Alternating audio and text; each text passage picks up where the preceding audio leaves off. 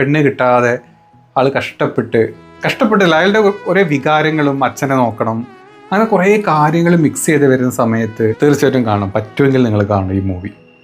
ഒരു സുഖമുള്ള മഴ, നല്ല മണ്ണിൻ്റെ മണവും നല്ല തണുപ്പും നല്ല കാറ്റും എല്ലാം കൊടുത്തിട്ട് ഭയങ്കര രസമായിട്ടൊരു മഴ നമ്മളിങ്ങനെ കണ്ടിരിക്കുകയാണ്. കണ്ടിരുന്ന മഴ നല്ല നല്ല രസത്തിലിങ്ങനെ പെയ്ത് തോർത്തൊരു സുഖം നമുക്ക് കിട്ടും ഈ ഒരു മൂവി കണ്ടു കഴിഞ്ഞാൽ. സംഭവം നമ്മുടെ മലയാളം ഫിലിമിൽ നമുക്ക് ഹേമ കമ്മീഷൻ റിപ്പോർട്ടും കാര്യങ്ങളൊക്കെ അറിയാം.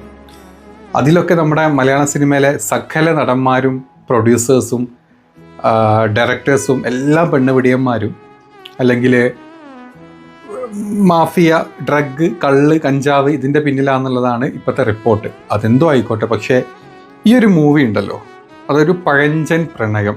2023 വന്നിട്ടുള്ളൊരു മൂവി കേട്ടോ. നവംബറിലാണ് റിലീസ് ചെയ്യുന്നത്. ഈ കഴിഞ്ഞ ഓഗസ്റ്റ് 16 സൈന പ്ലേയിൽ ഈ മൂവി വന്നിട്ടുള്ളത്, OTT റിലീസ് വന്നിട്ടുള്ളത്. കണ്ടിരിക്കാനുണ്ടല്ലോ. ഒരുപാട് മൂവീസ് നമ്മളിതുപോലത്തെ കണ്ടിട്ടുണ്ട്, ഇല്ല എന്നും പറയുന്നില്ല. റിലേറ്റ് ചെയ്യാൻ പറ്റുന്ന ഒരുപാട് മൂവീസൊക്കെ ഉണ്ട്. പക്ഷേ അതൊന്നുമല്ല, ഒരു വമ്പൻ താരനിരയൊന്നുമില്ല, ഒരു 5-8 പേര് മാത്രമുള്ള മൂവി.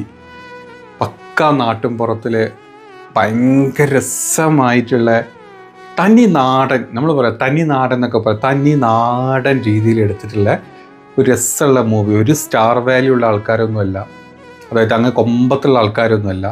പക്ഷെ അവർ അഭിനയിച്ച് തീർത്തിട്ടുള്ള ഈ ഒരു അവസ്ഥ ഉണ്ടല്ലോ, വല്ലാത്തൊരു സുഖം തോന്നി ആ മൂവി കണ്ട സമയത്ത്. നമ്മുടെ അസീസ് നെടുമങ്ങാട്, അതുപോലെ റോണി ഡേവിഡ്, പിന്നെ വിൻസി അലോഷ്യസ്, ഇവരൊക്കെയാണ് ആ മൂവിയിൽ കാര്യമായിട്ടുള്ളത് കേട്ടോ. ഇവരുടെ ഒരു ഒരു കുടുംബ കഥ നമ്മൾ കണ്ടു കഴിഞ്ഞാൽ നമ്മുടെ നാട്ടും പുറത്തെ ഒരു അവസ്ഥകളും കാര്യങ്ങളും, ഒരു സാധാരണ ഒരു വീട്, ഒരു പഴയ തറവാട് എന്ന് പറഞ്ഞാൽ മറ്റേ അന്നമ്പൂരിശന്മാരെ തറവാടൊന്നുമല്ല, ഒരു നായർ തറവാട് പോലത്തെ ഒരു തറവാട്. അവിടെ ജോലിക്ക് വരുന്ന ഒരു സാധാരണ വീട്ടിലൊരു പെണ്ണാണ്.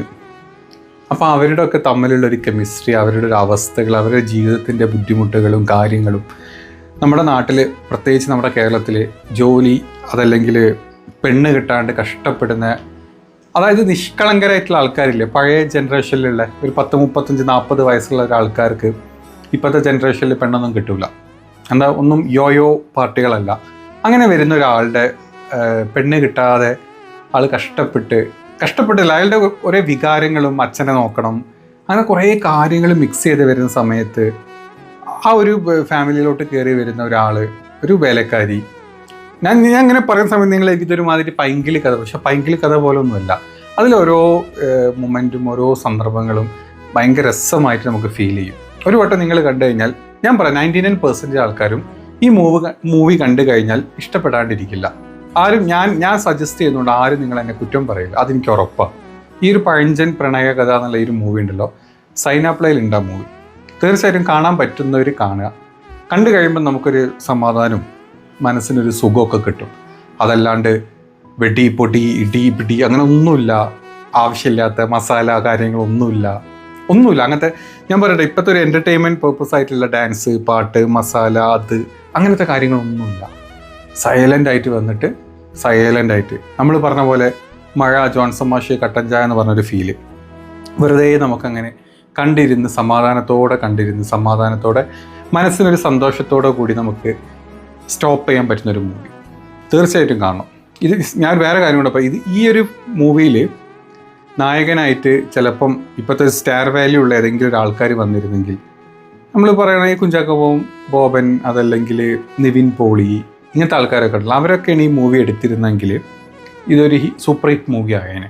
കുടുംബ സദസ്സുകൾക്ക് കയറി വന്ന് കണ്ടുപോകുന്ന ഒരു ഭയങ്കര രസമുള്ളൊരു മൂവിയാക്കി ഇതിനെ മാറ്റിയേനെ. പക്ഷേ അതൊന്നും ഉണ്ടാവാതിരുന്നത്, ആ ഒരു വാല്യൂ കാര്യങ്ങളൊന്നുള്ള ആൾക്കാരായില്ല ഇതിലുള്ളത്. പക്ഷെ എല്ലാവരും അഭിനയിച്ച് തകർത്തിട്ടുണ്ട്.